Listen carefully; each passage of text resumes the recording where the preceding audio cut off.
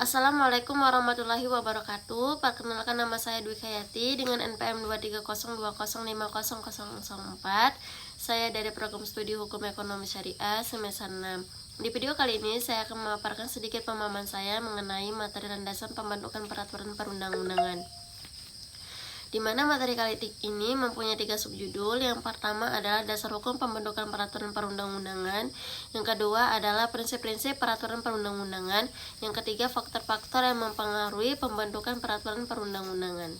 Adapun dasar hukum dari pembentukan peraturan perundang-undangan yang paling utama di Indonesia adalah Undang-Undang Dasar Negara Republik Indonesia tahun 1945 atau yang biasa disingkat dengan UUD 1945. Khususnya terdapat pada pasal 22A, di mana aturan teknisnya diatur dalam Undang-Undang Nomor 12 Tahun 2011, sebagaimana diubah terakhir dengan Undang-Undang Nomor 13 Tahun 2022 tentang pembentukan peraturan perundang-undangan.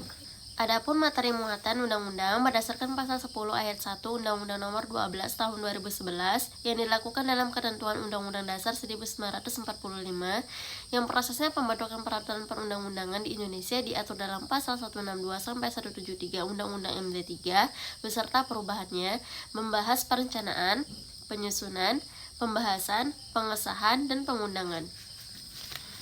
Selanjutnya pembahasan yang kedua yaitu prinsip-prinsip peraturan perundang-undangan.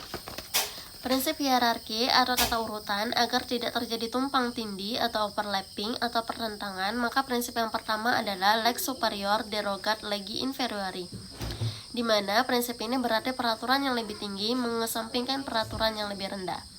Inti dari prinsip ini, jika terjadi pertentangan antara dua peraturan yang mengatur hal yang sama, maka yang harus dipatuhi adalah peraturan yang kedudukannya lebih tinggi secara hierarki. Fungsinya menjaga agar kebijakan pemerintah di tingkat bawah tetap selaras dengan cita-cita negara dan hukum dasar atau konstitusi.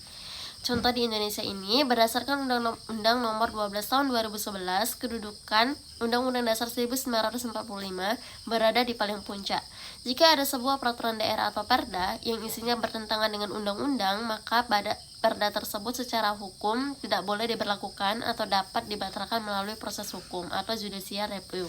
Terus ada prinsip yang kedua, ada lex specialis derogat legi inferiori, di mana prinsip ini menyatakan bahwa peraturan yang bersifat khusus mengesampingkan peraturan yang bersifat umum.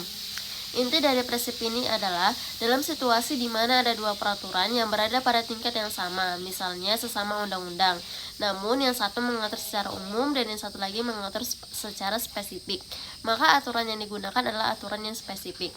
Dengan syarat kedua peraturan tersebut harus berada dalam tingkatan hierarki yang sama atau setingkat. Dengan contohnya adalah Kitab Undang-Undang Hukum Pidana atau KUHP adalah aturan umum, namun untuk kasus korupsi terdapat Undang-Undang Pemberantasan Tindak Pidana Korupsi yang bersifat khusus. Lalu prinsip yang ketiga adalah lex posterior derogat legi priori, di mana prinsip ini menyatakan bahwa peraturan yang baru mengesampingkan peraturan yang lama.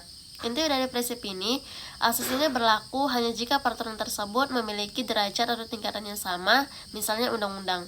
Kepastian hukumnya bertujuan untuk menghindari tumpang tindih peraturan dan memberikan kepastian hukum. Contohnya terdapat pada Undang-Undang Nomor 11 Tahun 2012 tentang Sistem Peradilan Pidana Anak, mencabut dan menggantikan Undang-Undang Nomor 3 Tahun 1997 karena dianggap lebih baru dan relevan. Pembahasan yang ketiga yaitu membahas faktor-faktor yang mempengaruhi pembentukan peraturan perundang-undangan yang baik, di mana faktor yang pertama adalah kejelasan tujuan, kelembagaan atau pejabat pembentuk yang tepat, kesesuaian antara jenis, hierarki, dan materi muatan dapat dilaksanakan, kedayagunaan dan kehasilgunaan, kejelasan rumusan, keterbukaan materi muatan yang terkandung dalam suatu peraturan perundang-undangan harus mencerminkan asas-asas pengayoman, kemanusiaan, kebangsaan, kekeluargaan, kenusantaraan, Bhinneka Tunggal Ika, keadilan, kesamaan kedudukan dalam hukum dan pemerintah, ketertiban dan kepastian hukum, serta keseimbangan dan keselarasan. Demikian presentasi yang dapat saya sampaikan. Saya akhiri. Wassalamualaikum warahmatullahi wabarakatuh.